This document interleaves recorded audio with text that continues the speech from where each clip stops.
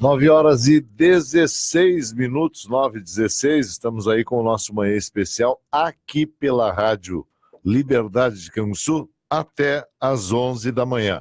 Pois olha, estamos aqui com a secretária Miriam Neutzling, que é secretária de Saúde, o Gabriel Andina, que é o gestor do Hospital de Canguçu. Estamos com gente de peso hoje aqui para iniciar o nosso programa. Né? Não é nesse sentido. Mas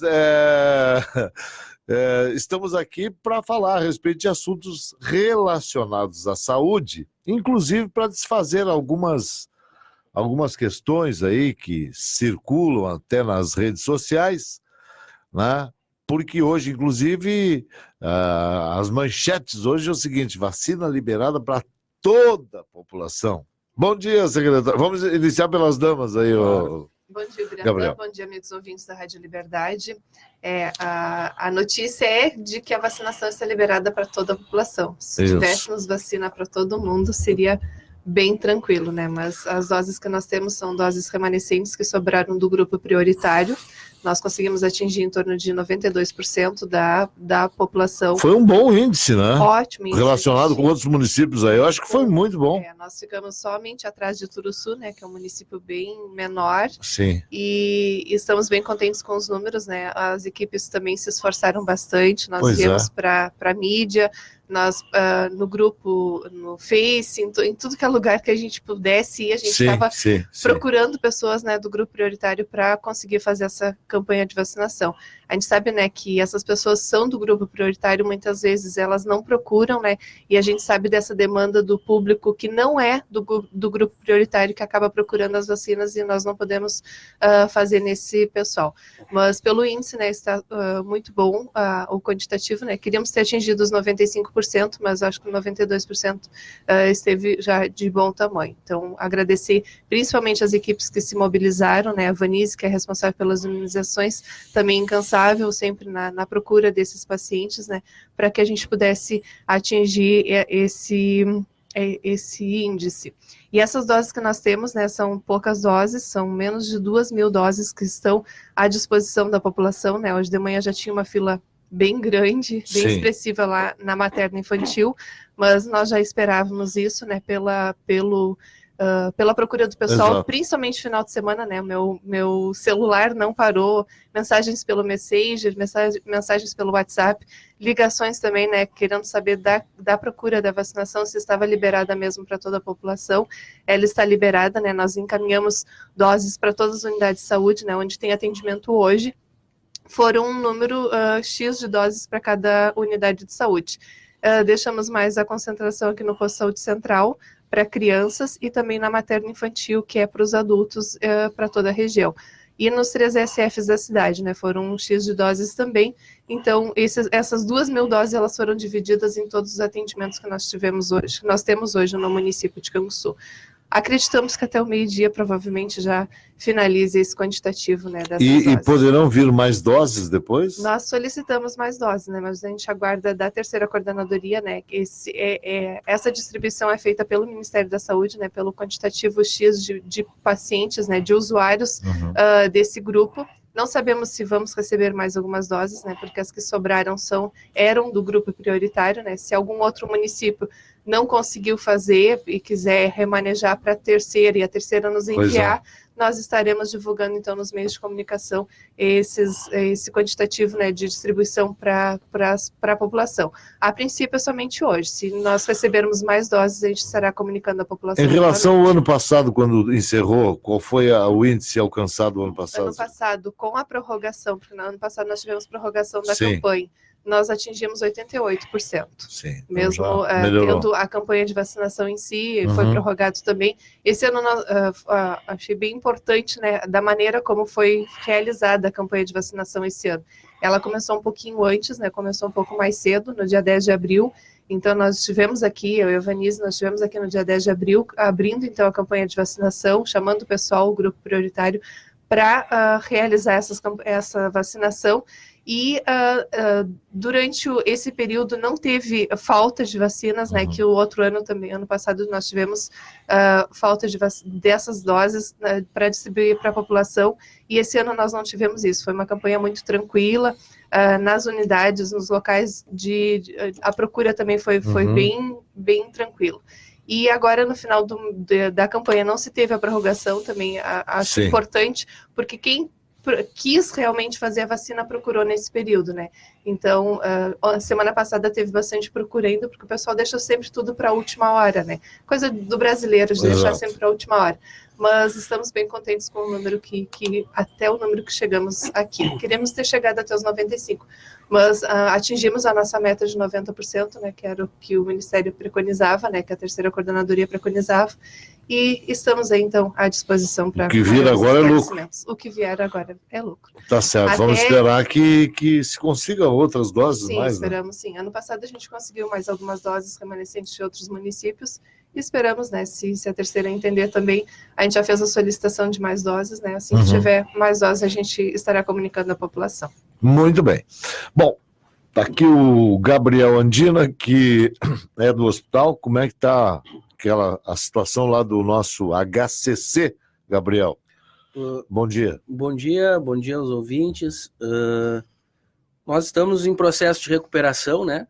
E temos conseguido avançar em diversas questões relacionadas à gestão do hospital, mas hoje a gente solicitou esse espaço, né, Miriam, a secretária Miriam, devido a essa série de informações desencontradas, né, que surgiram sobre a questão dos casos suspeitos de H1N1. Inclusive o hospital emitiu uma nota, né? Uma nota oficial. Até é importante explicar que a nota oficial ela não diz em nenhum momento que não houve casos suspeitos. Né? O que ela diz é que não há confirmação de nenhum dos casos. O que nos preocupou dessa movimentação das redes sociais, dos aplicativos de mensagem como o WhatsApp, né, foram 2 pontos que nós consideramos extremamente preocupantes. Primeiro, quando em uma das postagens que viralizou nos aplicativos, no WhatsApp, dizia para os pacientes não procurarem o pronto-socorro do Hospital de Caridade. Então, é importante salientar que o hospital ele toma todas as precauções necessárias de acordo com a norma nacional de combate à influenza. Então, quando um paciente chega, que ele vai fazer a triagem, que o primeiro contato com o paciente é a triagem com o profissional da enfermagem. Naquele momento, quando o paciente cita os seus sintomas para o profissional da enfermagem, e dentre eles estão aqueles que fazem parte do rol de sintomas da H1N1, imediatamente já é fornecida a máscara ao paciente, já para evitar qualquer tipo de contaminação. O paciente então, alocado num leito de isolamento, onde não há contatos com outros pacientes, e os profissionais que trabalham e vão ter contato com ele também fazem o uso do EPI, né, da máscara e de todas as demais proteções. Quando se percebe que o quadro clínico evolui de maneira que pode ser um caso de H1N1, ou seja, uma suspeita de H1N1, imediatamente ele é encaminhado para o serviço de referência em Pelotas, e após esse encaminhamento é notificado então a vigilância epidemiológica do município de Canguçu. E após o encaminhamento se faz toda a higienização dos locais onde o paciente esteve no hospital. Então, a primeira coisa que a gente tem que deixar bem claro, que foi o que nos preocupou e que nos fez a emitir aquela nota, é que o Hospital de Caridade de Canguçu é um ambiente seguro para a população que quiser procurar os serviços, e que, inclusive, se houver sintomas da H1N1, os pacientes devem procurar rapidamente o serviço hospitalar ou uma unidade de saúde ou o pronto atendimento municipal, porque o diagnóstico inicial, ele precisa ser o mais rápido possível, porque é uma doença que evolui muito rapidamente. É muito rápido. Né? Eu digo sempre, o sucesso está no diagnóstico. Então assim, para deixar bem claro, o ambiente hospitalar do Hospital de Caridade de Canguçu é extremamente seguro, e isso não é feito pelo gestor, Isso é feito pelos técnicos que são altamente capacitados, os profissionais de enfermagem, médicos, os profissionais da higienização, né, que cumprem integralmente o protocolo nacional de combate à influenza. E outro ponto, né, Miriam, que acabou nos preocupando, foi que em algumas postagens nas redes sociais deram a entender que nós estaríamos escondendo informações sobre um suposto surto de H1N1. Então, primeiro, para deixar bem claro, não há surto de H1N1. Né? Houve casos suspeitos, inclusive foram 6 casos suspeitos esse ano, 4 já vieram o resultado dos exames como negativos. E 2 ainda a gente está aguardando o resultado dos exames para confirmação ou não. Então, não há surto de H1N1. Há casos suspeitos, que é normal, durante todos os anos, aparecerem casos suspeitos, serem encaminhados para referência, serem investigados. Diga-se de passagem, a Prefeitura tem feito um trabalho brilhante nessa área, primeiro na prevenção, né, com a campanha de vacinação atingindo 92% de cobertura, que é uma das maiores médias do estado do Rio Grande do Sul. Para a gente fazer um comparativo, a média do estado de cobertura vacinal é de 74% do grupo de risco. Canguçu atingiu 92%, então fez o dever de casa no que diz respeito à prevenção. E a vigilância epidemiológica, e aí eu repito, não há interferência de gestor ou de político, é um trabalho estritamente técnico. Né? São profissionais da vigilância epidemiológica com décadas de experiência na área, que passaram por momentos de extremamente dificuldade, como alguns surtos que se teve em 2009 e em outros anos, e que estão acostumados a lidar com esse tipo de situação, que para eles é corriqueira. É importante dizer que esse processo é extremamente técnico.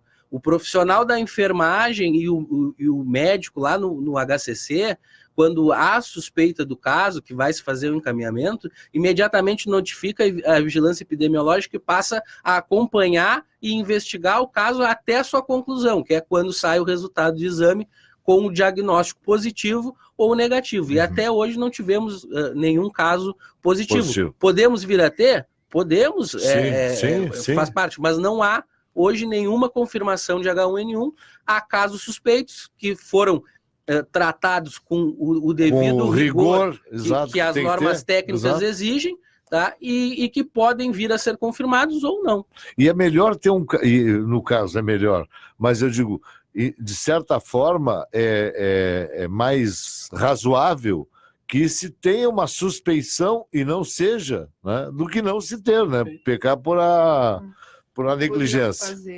Sim. E outra coisa, o remédio, aquele para combater quando há o Tamiflu, né?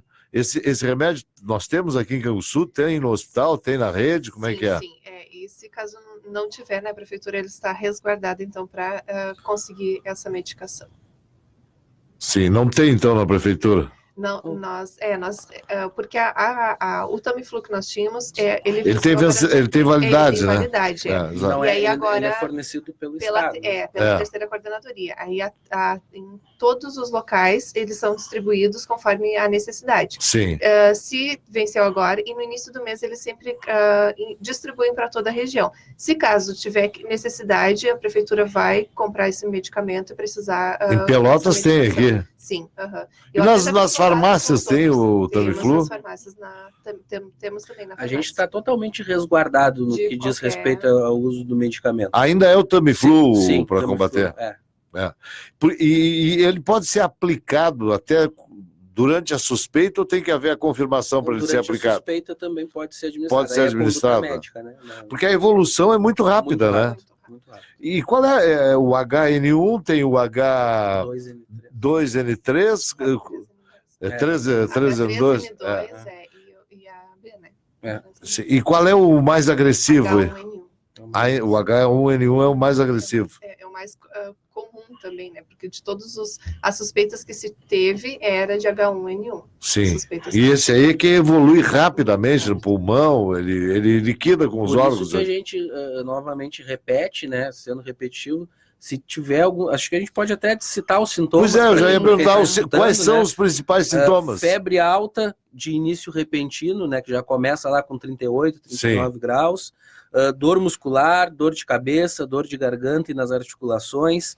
Irritação nos olhos, tosse, coriza, cansaço, vômitos e diarreia. Se a gente pegar os sintomas, é muito parecido com os sintomas de uma gripe comum. Sim. Só a diferença dela é que ela evolui muito rápido, né? Para um caso respiratório grave, ela evolui muito rápido. Então, se sentir esses sintomas, que muitas vezes para a gente é um sintoma de um resfriado comum, normal, de uma gripe comum, procura a unidade básica de saúde, procura o pronto atendimento municipal, procura o posto de saúde próximo da sua residência, ou até mesmo o pronto-socorro do Hospital de Caridade. Todos esses lugares, né, estão aptos, né, e com as condições sanitárias ideais para receber os pacientes e dar o encaminhamento devido caso seja uma suspeita de H1N1. E esses sintomas, eles vêm todos juntos ou podem ser separadamente? Não necessariamente. Tá, e os sintomas da dengue não é mais ou menos parecido? Há alguns sintomas daqui que também entram na questão, com exceção de tosse, coriza. Exatamente. Não entra nos sintomas da dengue. Pois é. Bom, Jonas, não sei se que deu, Jonas. Tinha uma pergunta aí? Não? Ah, não, então tá. O Jonas está no telefone lá, está recebendo, de certo, algumas informações aí.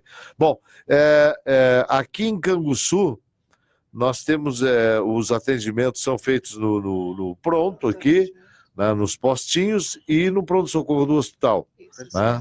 E o pessoal está capacitado para ver para o diagnóstico. Sim, todos eles. Até a gente pede assim ter alguns cuidados básicos que muitas vezes as pessoas acabam esquecendo para a questão de proliferação. Sim, até secretário. A questão do vírus, não somente de outros vírus. Pois esses cuidados que tem que ter. A questão de lavar as mãos frequentemente, exatamente. De passar o álcool gel, né? Em todos os locais onde que as pessoas circulam, é básico. Tem um álcool gel na banca, pega ali, passa nas mãos. Esses cuidados básicos evita essa proliferação. A tosse, o espirrar, não colocar a mão, colocar o braço ali. Vamos fazer aqui, tem ali na rede, está sendo ali. Cuidados básicos, né? De educação. Principalmente a questão da aglomeração de pessoas, né? Sim. Isso também no pronto atendimento a gente toma esse cuidado também, né? Nós abrimos nós tínhamos uma outra sala, Sim. Abrimos mais a recepção por causa disso, na sala de espera ali, para o pessoal não ficar... Para ventilar, E dentro também, agora com a questão da informatização, no pronto atendimento, as pessoas que vão lá para dentro das salas dos médicos são só aqueles que vão ir realmente para consultar. Não fica mais aquele... um monte de pessoas no corredor aguardando a consulta. Então, ela só passa lá dentro quando realmente for chamado para a consulta do médico. Muito bem. Agora o Jonas está lá. Retornei agora. Bom dia, secretário. Bom dia, Gabriel. A pergunta que eu tenho até vem de um ouvinte, que é a respeito, eu não sei a quem cabe, a respeito do aparelho de radiografia. Quem me fez a pergunta aqui foi o ouvinte Hamilton Cardoso, que ele é morador lá do Pantanoso, e ele veio fazer um procedimento que precisava da radiografia. Quando foi feito, ele foi até o hospital e informaram que o aparelho de radiografia teria quebrado. E até o momento não teria retornado. Isso confere? Não temos essa informação. Mas está sendo realizado em Canguçu? Sim, todos os raios-x estão sendo realizados, estão sendo autorizados pela Secretaria de Saúde. A gente autoriza no ato que o paciente vem lá, porque nós temos cota tranquilamente sobrando durante o mês. Sim. Então é autorizado lá na Secretaria e vai no hospital para marcar. O que pode talvez acontecer do laudo do exame, às vezes demorar um pouquinho para entrega do paciente. Para ser feito. Quando é algum caso mais específico, que procure a secretaria, que a gente entra em contato. Sim, o próprio procedimento é feito no hospital. É isso. Não, eu não fui informado por ninguém no hospital, tô sempre lá, de nenhum equipamento que tenha tido algum dano.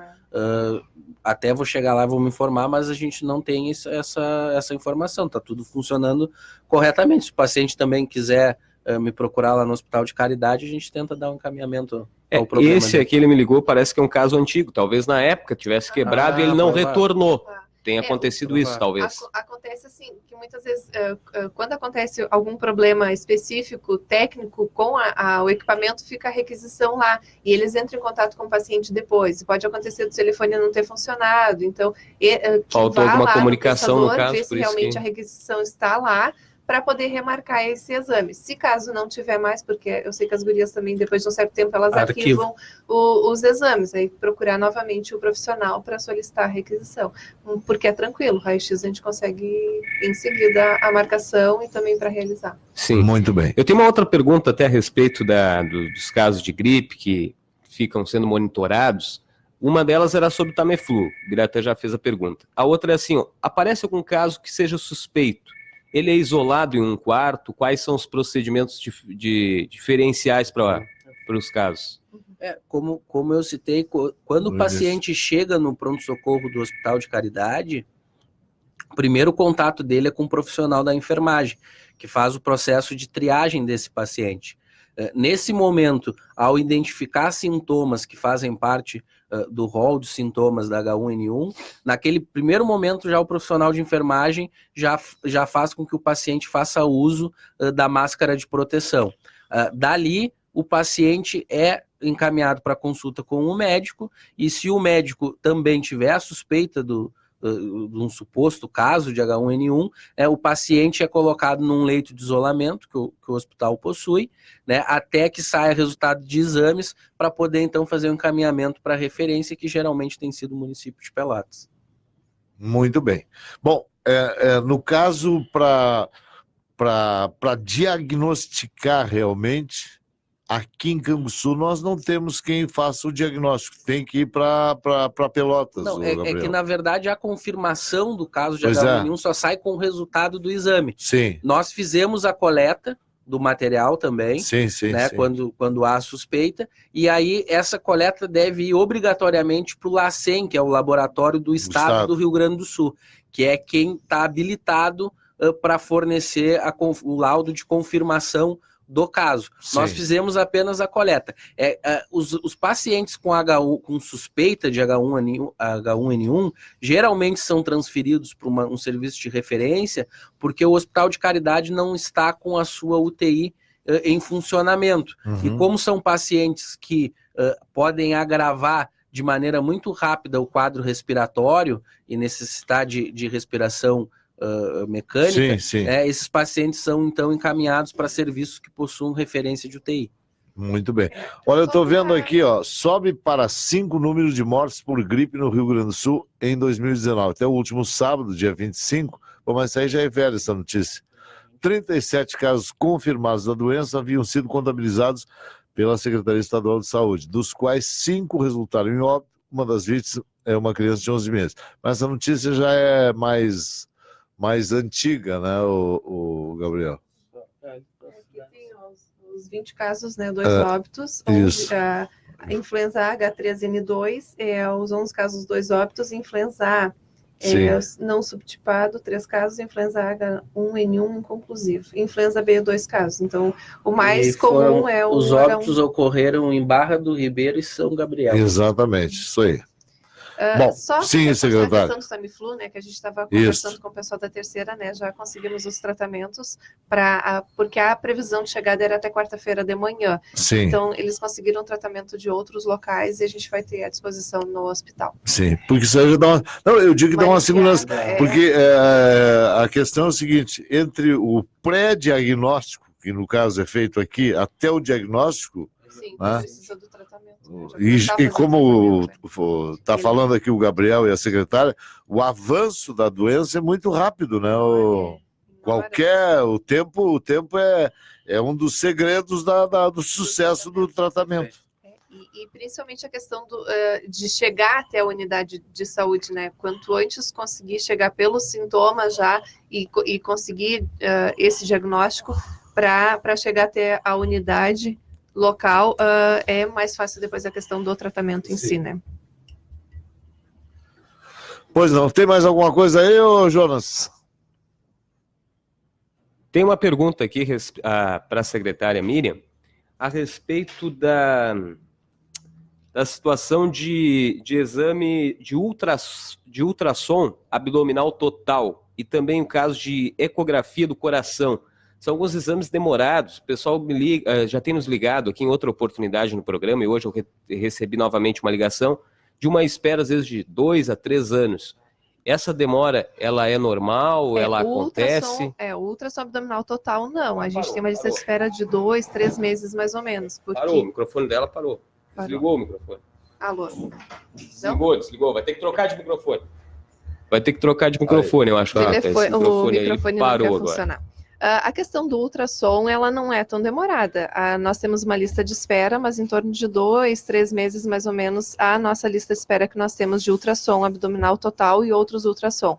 A questão do ecocardio, sim, o ecocardio é um exame do coração, ele é bem demorado. A nossa referência é Pelotas para esse exame, então a gente tem encaminhado as solicitações de todos os profissionais, né, que solicitam para os pacientes, a gente tem encaminhado para Pelotas. Mas a lista de espera é muito grande e a demora também para conseguir fazer essa marcação. Muito bem. Gabriel, as cirurgias, as eletivas estão acontecendo? Estão acontecendo. O serviço começou no dia 15 de abril com as consultas da fila das pessoas que estavam na fila de espera da regulação no município, e em maio, nos primeiros, na verdade, nos últimos dias de abril, nós já realizamos a primeira cirurgia eletiva e já tínhamos realizado algumas de urgência que entraram via pronto-socorro, e o serviço está funcionando adequadamente. Nós temos um plantonista 24 horas de sobreaviso, né, de plantão cirúrgico, ou seja, para aquelas emergências que entram via pronto-socorro, o profissional é chamado e faz a avaliação e, se necessário, a cirurgia de urgência e emergência, e nós estamos fazendo o atendimento, né, das consultas que estavam represadas na fila de espera do município e já marcando as cirurgias e realizando as cirurgias. O serviço tem funcionado e com um fluxo que está cada vez mais organizado. Secretário, nós temos aqui seguidamente alguma reclamação com relação a pediatra. Pediatra é uma especialidade. Nós temos o atendimento no posto central, são 2 profissionais dia, e também temos o contrato com o hospital, que prevê 12 consultas dia para esses profissionais. Sabemos que agora no inverno a procura é bem maior de crianças, principalmente, né, para a questão período sazonal, e por isso que nós conseguimos mais 2 profissionais agora que estão trabalhando conosco. Tivemos problema nas quartas-feiras, né, porque uma profissional estava de atestado e sabe muito bem, questão de pediatra é muito difícil da gente conseguir. Até o hospital, às vezes, também para conseguir fechar o contrato, né, com alguns profissionais é difícil porque eles não querem atender paciente na unidade de saúde, no hospital, eles preferem atender particular. Então, mas e não tem o contrato? Eles não têm a obrigação? Nós temos vagas em aberto ainda de profissionais. Nós temos 7 pediatras e nós poderíamos ter 10 pediatras no quadro. Agora nós conseguimos 2 profissionais e conseguimos fechar a escala de 2 profissionais dia no posto central. Sim. Eu digo que a mãe chega com a criança, ela vai ter um pediatra para atender? Sim, no posto central, sim. E no pronto-socorro do hospital? É que tem a diferença do atendimento do clínico geral e do pediatra. Qualquer profissional pode atender criança. Sim. Se ele chegar numa unidade de saúde, no pronto atendimento, no pronto-socorro, ele vai ser atendido pelo clínico que estiver atendendo ali. Se é um caso mais grave, que ele não consegue elucidar o diagnóstico, que precisa da solicitação do pediatra, ele vai solicitar, mas não quer necessariamente dizer que o primeiro atendimento tenha que ser do primeiro pediatra. Clínico geral. Então, o hospital tem essa diferença. Nós temos essas fichas que são liberadas no posto central. Então, tem o pediatra ali à disposição, consulta com aquelas fichas que tem. Depois a gente libera as fichas do hospital. Se as fichas esgotarem e a mãe precisa do encaminhamento para levar a criança, vai procurar o pronto-socorro. No pronto-socorro, ela vai passar pela triagem, vai passar pelo clínico geral. E se o clínico geral entender que é um caso que solicite a presença do pediatra, ele vai solicitar. Senão, ele pode prescrever a medicação, pode dar o diagnóstico para a mãe e para a criança.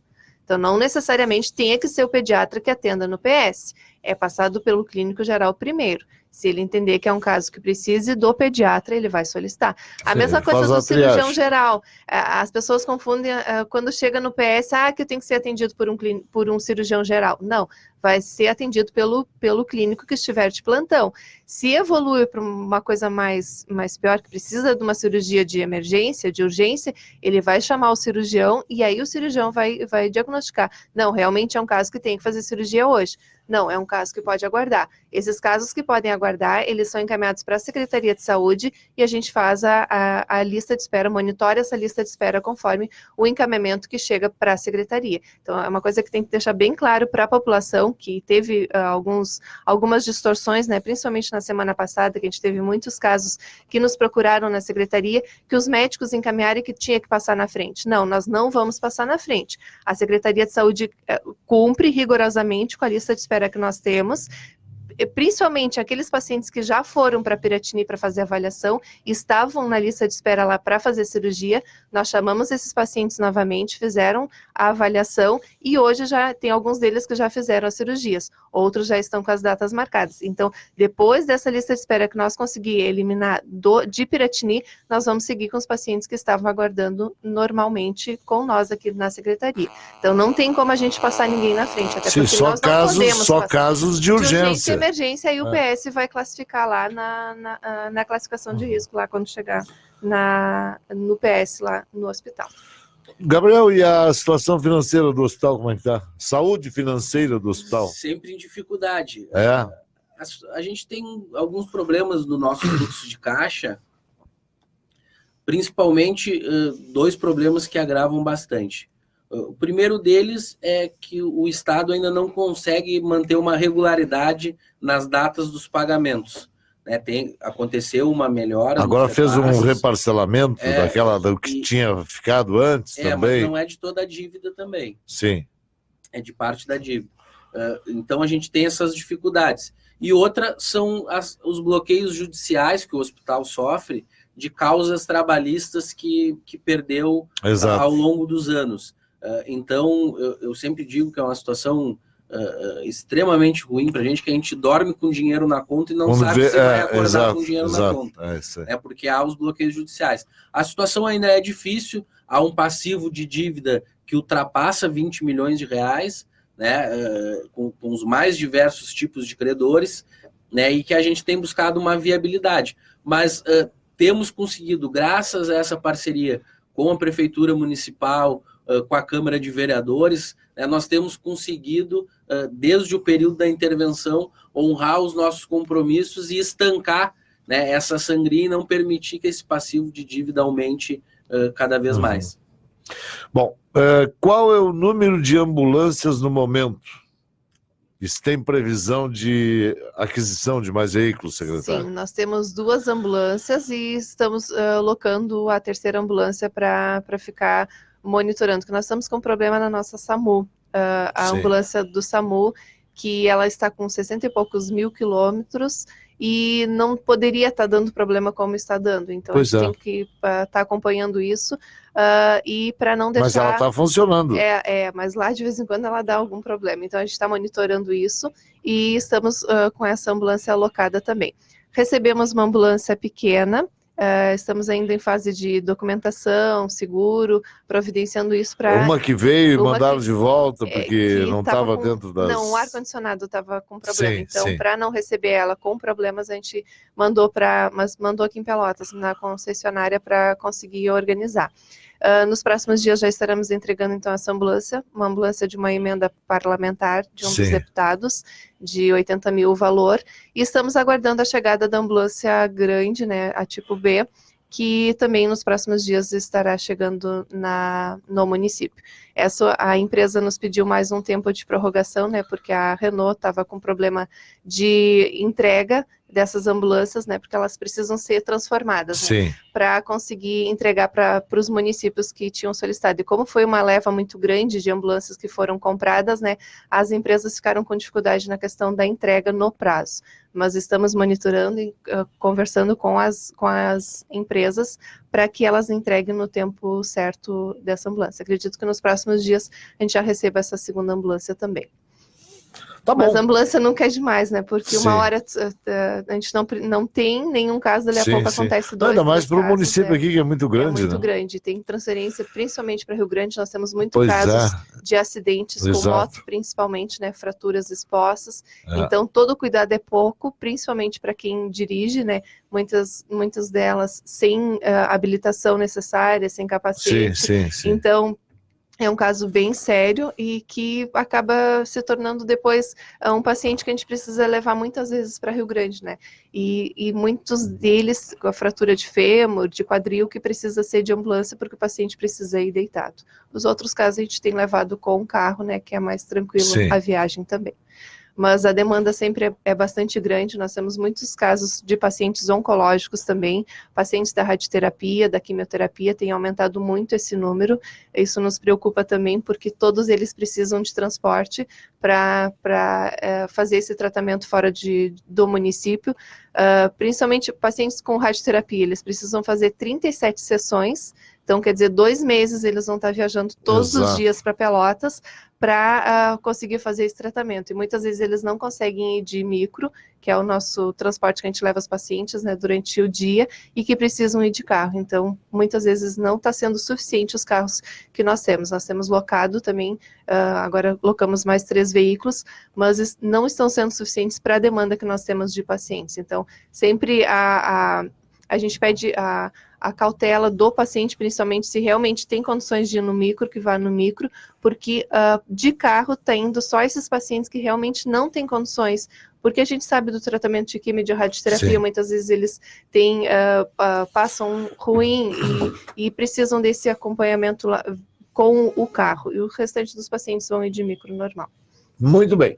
Bom, eu agradeço aqui a presença da secretária Miriam, secretária de Saúde, Miriam Neusling, do gestor do hospital, o Gabriel Andina, né? E a gente deseja que as coisas andem bem, que se acerte. Não precisa ter pânico na comunidade, é bom ressaltar, né, o Gabriel e secretária. Principal, né? Essas questões que foram levantadas aí, né? Casos suspeitos, manda para lá, vê.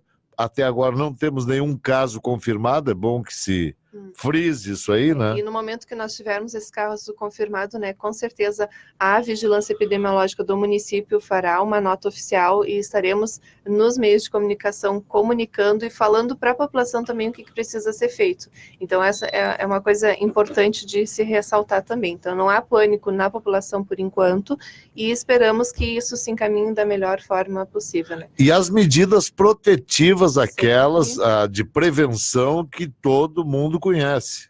Negócio de espirrar, né, de estar falando muito perto, aí, de lavar as mãos, né, de não estar de muita... Sabe como é que é? Capricho em primeiro lugar. Com certeza.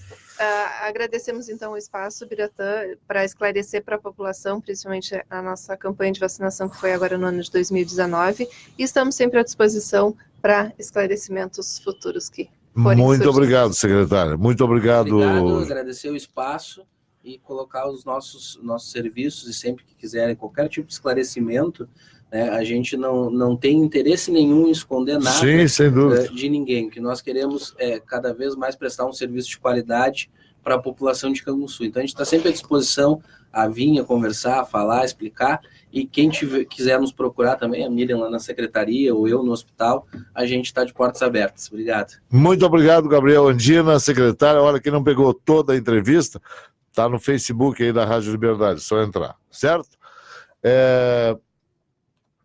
Em seguida, voltaremos. Eu disse, só podia ser a Rádio Liberdade. O inverno está chegando.